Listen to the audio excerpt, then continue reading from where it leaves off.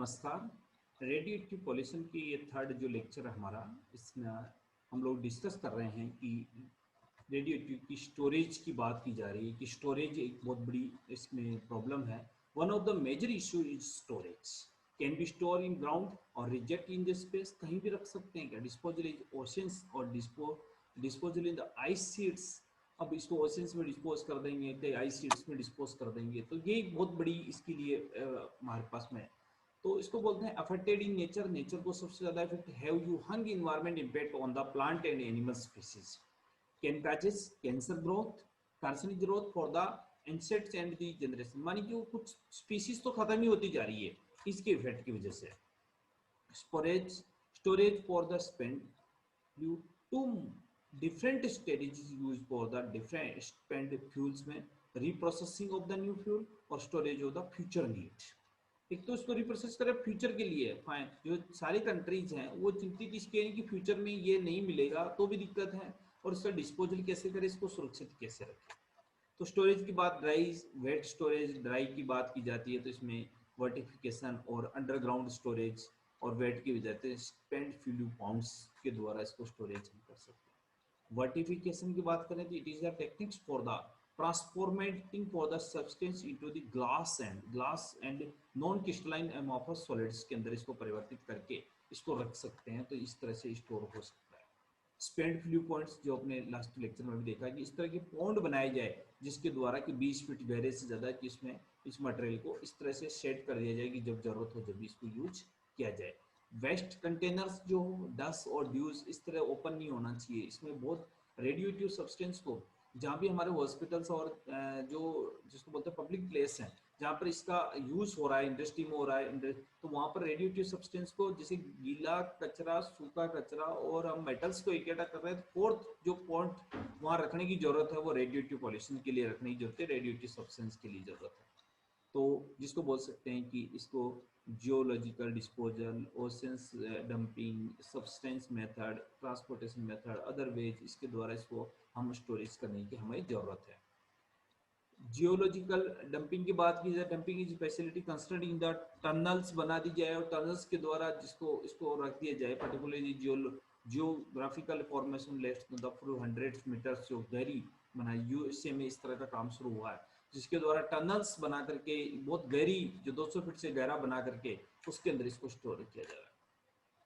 Dumping, इस तरह के जियोलॉजिकल डंपिंग में disposal of the nuclear waste under the crust के अंदर, अर्थ के अंदर दबा दिया जाए। It provide natural isolation system that is suitable for the thousands of year containing the long live radioactive waste को हम बचा सकते हैं।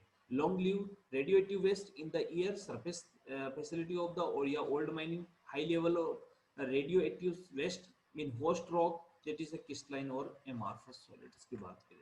ओशियंस डंपिंग की बात अपन पहले ही कर चुके हैं कि ओशियंस में डंपिंग करे, लेकिन ओशियंस डंपिंग से सबसे बड़ी प्रॉब्लम ये आ रही है कि वहां पर अगर उसका वो हो गया, लीकेज हो गया, तो वहां का एक्वेटिक लाइफ, ह्यूमन लाइफ और जो पूरा सिस्टम है वो डैमेज हो रहा है। Something hazards and nuclear waste is also definitely the high dangers of the aquatic life and human life. तो ये सबसे बड़ा वहां पर खतरा बना रहता है। Ocean dumping a good alternative and less expensive method. It is the method to nuclear waste is dumping into the oceans. इस सबसे सस्ता पड़ता है। For the UK, France adopt this method. Burning was the most of the container due to the scientific proof of the bad effect of the oceans mining life. लेकिन वो चीज हम उसे इनकार नहीं कर सकते। But Russia container disposal its waste into the oceans because it has no other alternative. उसके बाद है ही नहीं और कोई मेथड नहीं है, इसलिए इस मेथड को यूज कर रहा है। Subsped disposal different from the sea dumping. It is a floor to deep oceans in the pots.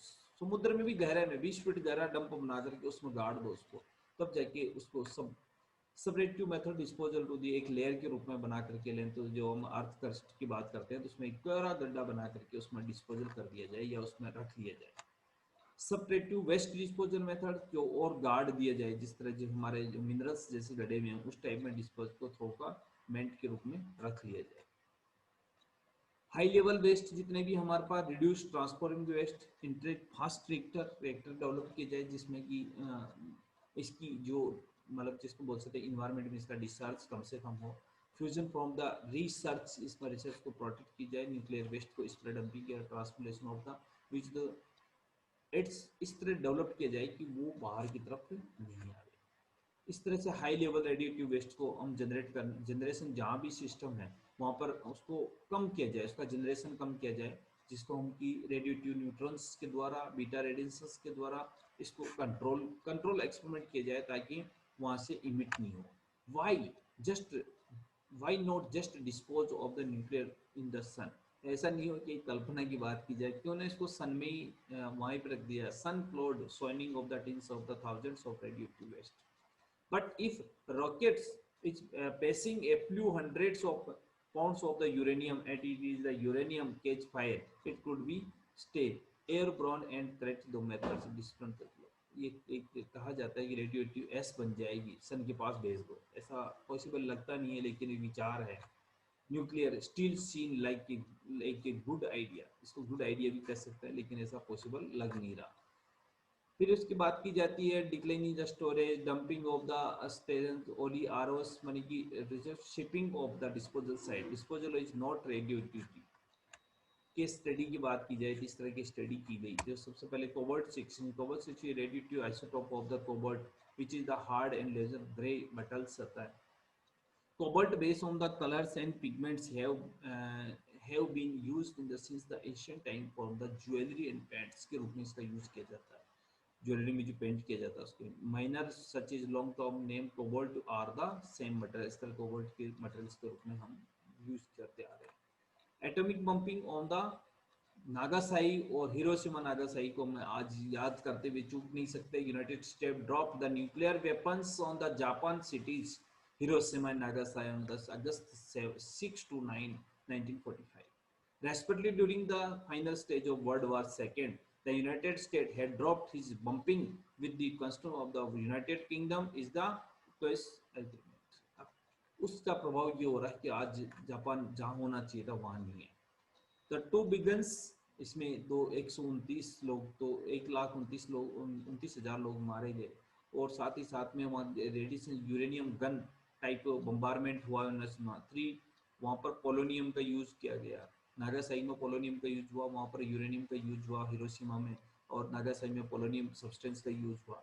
उसका इफेक्ट क्या, with the first 2 or 4 month of the पूरा damage activity effect of the atomic bombardment, कितने लोग मारे गए, जिस peoples Hiroshima में इतने लोग मारे गए। Just of the death happens of the first day, एक दिन के अंदर 90,000 से 1,46,000 लोग तो हमारे इसमें मारे गए हिरोशिमा में, और नागासाई में हिरोशिमा में मारे गए, और 39,000 से 80,000 लोग नागासाई में मारे गए। एक सबसे बड़ा मानवता के ऊपर त्रासदी की घटना जो देखी जाती थी, विज्ञान का जहाँ पर अभिशाप बन गई थी, उस स्थिति को हम देख रहे थे, तो वो हिरोशिमा और नागासाई को याद किए बिना नहीं रह सकते। Most of death happened in a day, single day. इस तरह का बम्बारमेंट आज भी बात की जाती है। तो वहाँ पर क्लाउड्स, मतलब वहाँ की इन्वायरमेंट में आज भी यूरेनियम और पोलोनियम के रेडिएशंस है। इस तरह इंडिया ने proposed new nuclear power plants West Bengal में, आंध्र प्रदेश में, गुजरात में, मध्य प्रदेश में, हरियाणा में एक न्यूक्लियर पावर स्टेशन हम लोग डेवलप कर रहे हैं, ताकि वहाँ से हम एनर्जी भी ले सके और उनका मैनेजमेंट भी कर सके। US India civil nuclear agreement भी है, extended generation of the 50,000 megawatt, 25,000 megawatt से हम nuclear megawatt of the nuclear power को हम 2020 तक trend to nuclear fuels technology to the other country. Advance heavy water reactor को भी यूज किया जाए। फ्यूचर के लिए है कि हम लोग इसके लिए तैयार है। 2020 में हमारा पास में इतना हम एनर्जी फुलफिल इंडिया अगर बन पाया है तो वो न्यूक्लियर पावर रिएक्टर की वजह से बन पाया, वरना और कोई फ्यूचर हमारे को इसमें दिखाई नहीं दे रहा था। धन्यवाद। तो साथ ही ये हमारा रेडियो एक्टिव पॉल्यूशन वाला जो पॉइंट है, ये हमारा पॉइंट इसके साथ ही कंप्लीट होता है। धन्यवाद।